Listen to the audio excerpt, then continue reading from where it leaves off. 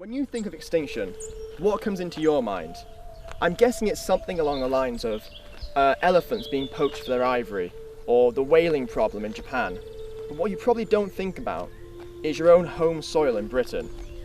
Right now, I'm in Bangor-on-Dee in North Wales in their wildlife conservation area. And you might think, why do we need a conservation area in North Wales? And you're right, what species could we have here that are endangered, threatened at all? The universe dates back to 13 billion years ago. The Earth that we live on right now, 4.5 billion years. And as a species, human beings have only been around for a mere 200,000 years.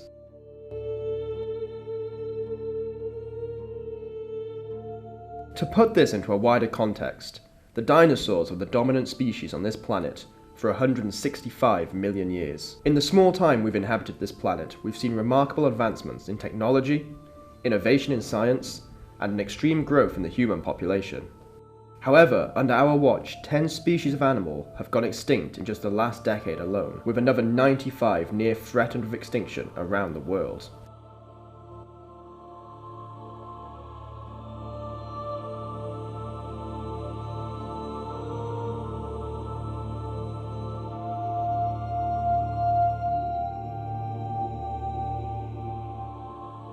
So, first of all, we needed to speak to experts on the subject to understand about native species and why they're so endangered in our country. In order to do this, first of all, we travelled to the Welsh Mountain Zoo in Conway.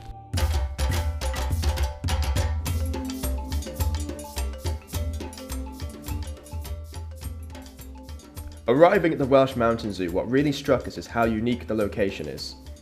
The spaces are vast and open, barely resembling zoo enclosures in the slightest. What also quickly became apparent to us was how close the relationship is between the animals and all of the keepers.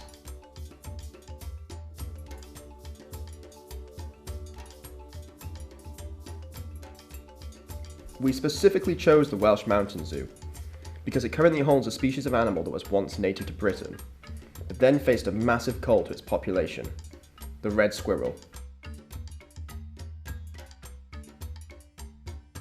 We met with the zoo's head keeper to discuss their breeding program, and whether or not we'll see the squirrel as a native to our lands again. My name's Peter Litherland and my title is Animal Collections Manager, or an old money head keeper. Peter explained what makes the zoo so special in comparison with others.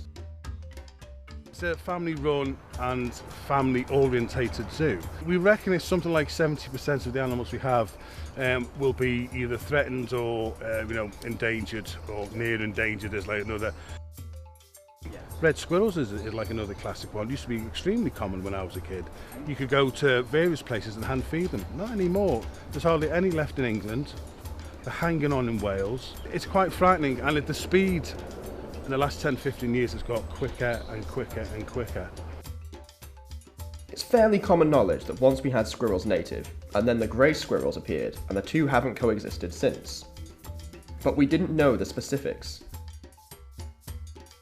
They lived in almost harmony with like red squirrels, and then a problem happened with a lot of red squirrels. They got a virus, and they're not too sure because this is way back in history, and it decimated the native red squirrel population. And when that started to climb back up, because at the end of it, it is a rodent, they can have 3 litters of five in each litter, they breed quite well. So the population came back up, but by then grey squirrels had come into the wild population, and because they're bigger and stronger, they physically outdo red squirrels. The question we all had: will we see a day when this is reversed? Red squirrels repopulated and native once more. You can't have reds and greys, you have to make your mind up. Do you want grey squirrels or do you want reds? I think we're probably past the tipping point for grey. I don't think we're ever going to get rid of greys unless it's on an island or a peninsula, or somewhere where the greys can't. Yeah, and they're talking about it in like places like Guernsey and Jersey and Tresco and places like that, where you can have a small population of red squirrels, but they've got nowhere to expand into. But at least you've got red somewhere, Peter explained that the zoo is making huge leaps forward with the increase of the squirrel population through its breeding program. We breed squirrels at the moment, to pass around collections to build up enough, so hopefully in 2-3 years' time there'll be enough red squirrels to be able to just give them a heap of red squirrels to have a good start, and then keep on breeding just to keep the population going, you know. After our talk with Peter, it was clear to us there was much more we had to learn about the animals which are native to our lands, and that red squirrels are unlikely to be an isolated case. We set out to find out just what else we've been taking for granted.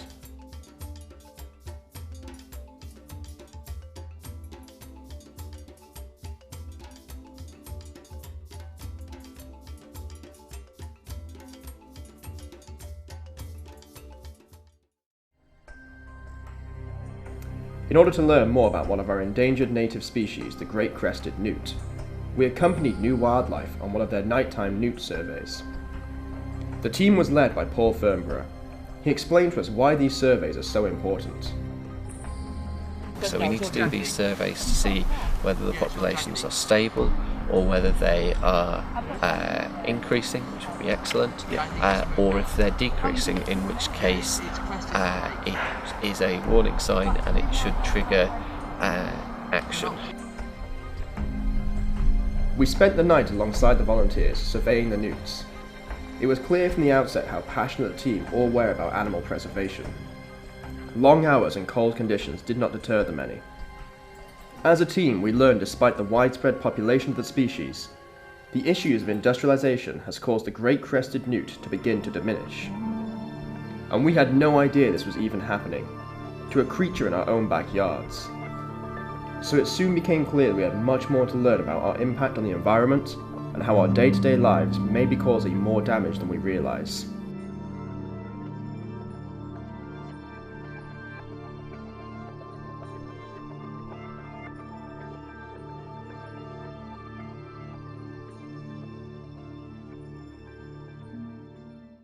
NEWW Wildlife made us realise that preservation starts with not just the animals themselves, but this environment which we all co-inhabit together. We wanted to do more than just survey these creatures and be watchers. We wanted to get actively involved and make a real difference.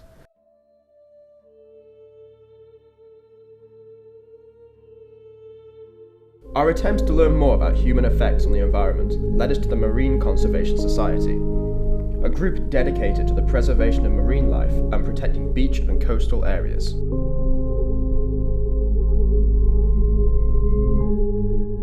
We accompanied them on a beach cleaning event led by Thomas Norbury in Merseyside.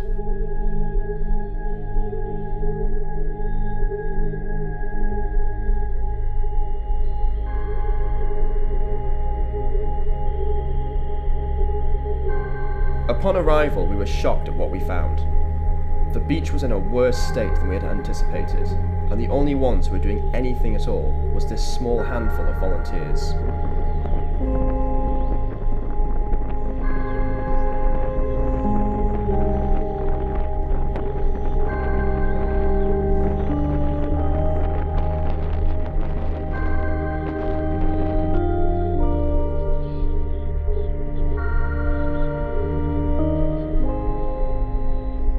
After 2 hours, the volunteers had filled up 35 bags of rubbish, and the beach wasn't even halfway to being clean yet.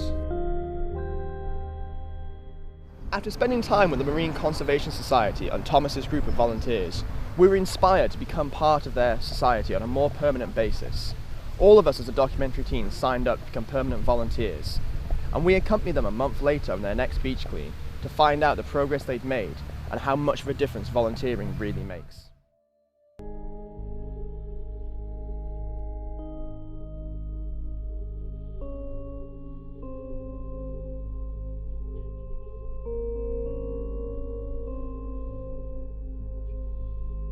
We caught up with Thomas and he informed us of the progress which the group has made. I think this stretch of beach, which is I'd say 2/3 of the beach, I'd say is about 80% clean now. Yeah. The last time we visited the beach, we had over 35 bags of rubbish. Thankfully, Thomas told us this number had begun to decrease, thanks to the hard work of all the volunteers. Now, we just had 18 today, 18 bags. but it's getting smaller stuff now, no harder to collect. What about the wildlife? Was this causing the same kind of damage industrialisation had caused the newts under our very noses? Apart from it looking unsightly and not being nice to be on, it's dangerous for our marine life. There's thousands of birds every year. You've even got whales now and dolphins which their stomachs are full of plastic.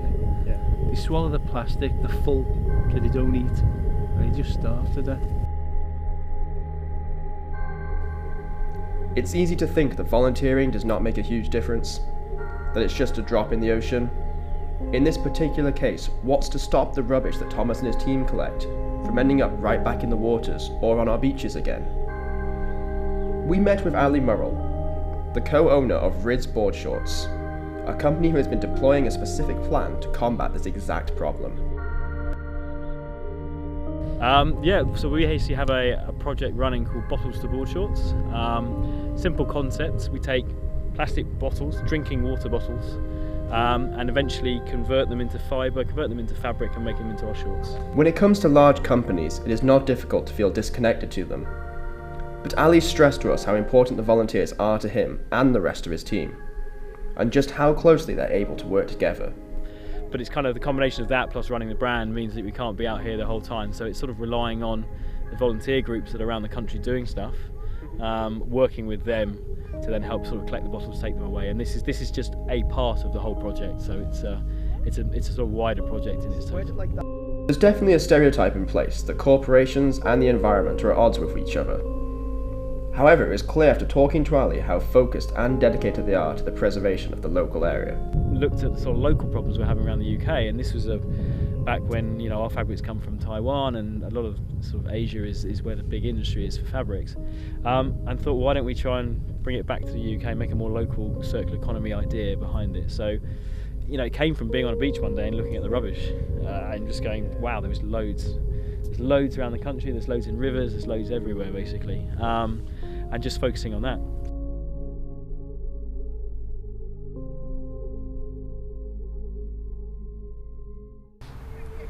As a documentary team, we learnt that while the environment is still under severe danger from various threats, there is a handful of special groups of people who care so deeply about the environment and the animals which inhabit it.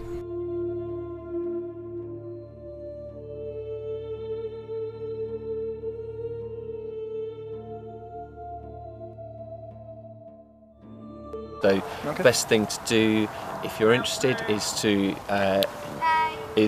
email me or to keep an eye on the website, which is kept up to date with upcoming activities. Have you noticed a difference on your beach thanks to these? Definitely, yeah.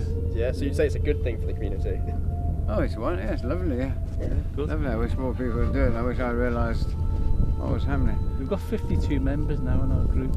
Oh, it's like a charity, so any money we get goes back into the charity, so it goes back into, you know. Best way to get involved, take a look at our website, so it's just rizboardshorts.com, or they can You can buy the shorts off that as well. You can buy the shorts online as well if you so feel a need for a brand new pair of board shorts.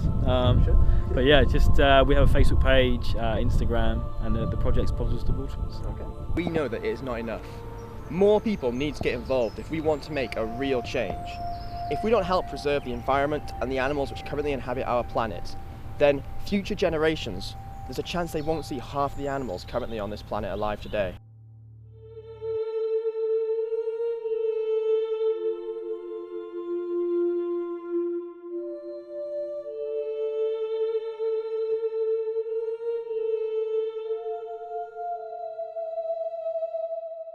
We just hope in the near future we as a society can come together for the importance of environmental change and preservation.